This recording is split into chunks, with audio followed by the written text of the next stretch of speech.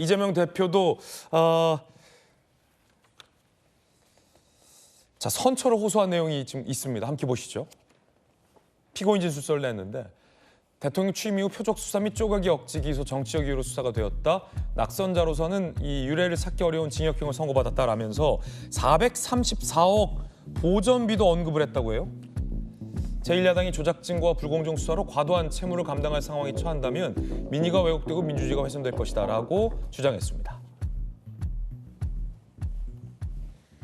증거, 조작된 증거다라고 이 대표는 계속 주장을 하고 있는데 그것과 관련해서 좀 여쭤보겠습니다. 정혁진 변호사님, 조작된 증거다라고 하셨는데 이 대표 측이 2심에 세운 증인 같은 경우는 법원에 나와서 그 이 대표 측 증인 두 분 다 협박은 없었다라는 취지의 지금 진술을 했어요. 그래서 이 대표에게는 상황이 유리하지만은 않다라는 법적인 지적도 있는데 어떻게 보십니까? 이 증거가 조작됐다라는 게 어떤 의미일지. 왜냐하면 이게 다 증거라는 게 이 대표 발언인데 결국은 다른 사건과 달리 어떻게 보십니까? 그런데 일단은 증인은 누가 세우느냐, 나한테 유리한 사람을 내가 증인으로 세우는 거 그렇겠죠. 아니겠습니까? 그런데 이재명 대표 측 증인들 그 어떤 사람들이냐면 성남시 공무원들이 많이 있었어요. 제가 판결문 오늘 아침에도 다시 봤더니 주거환경과 주무관도 나와서 이야기했고 식품연구원 직원도 나와서 이야기를 했고 그다음에 도시주택국장도 나와서 이야기했고 공무원들이 한두 명이 나와서 이야기한 게 아닌데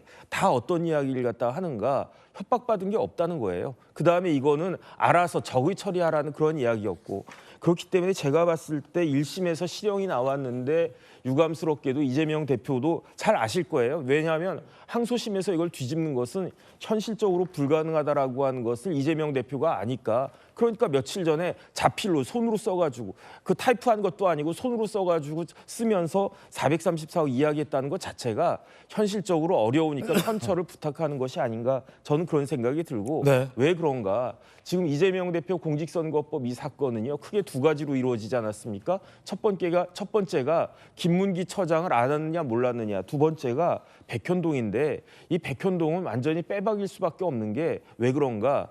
김인섭 씨에 대한 판결이 대법원까지 가가지고 확정이 됐는데 김인섭 대법원 판결이 어떻게 되어 있냐면요, 피고인 김인섭 이야기하는 겁니다.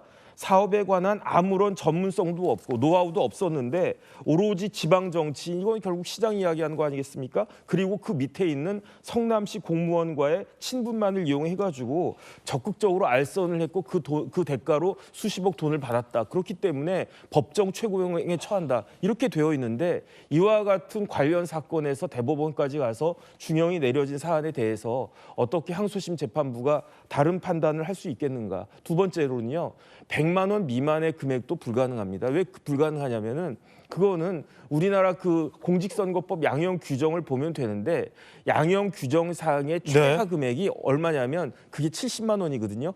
그러니까 법원에서 그 대법원에서 공직선거법 허위사실 공표죄 관련해 가지고는 미니멈 70만 원까지는 해야 된다. 그런데 양형 기준 제가 다시 한번 찾아봤거든요.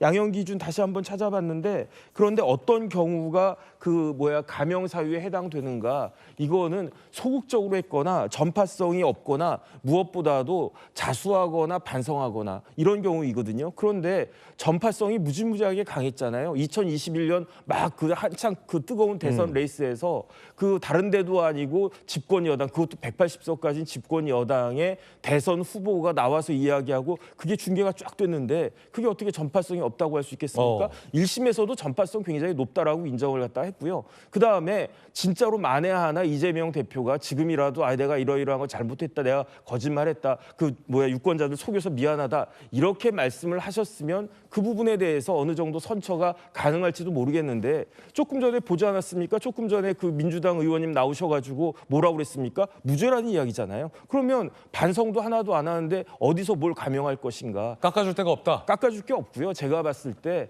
항소심에서는 1심과 거의 동일한 형이 나올 수밖에 없는 그런 구조다. 저는 그런 생각 듭니다. 네.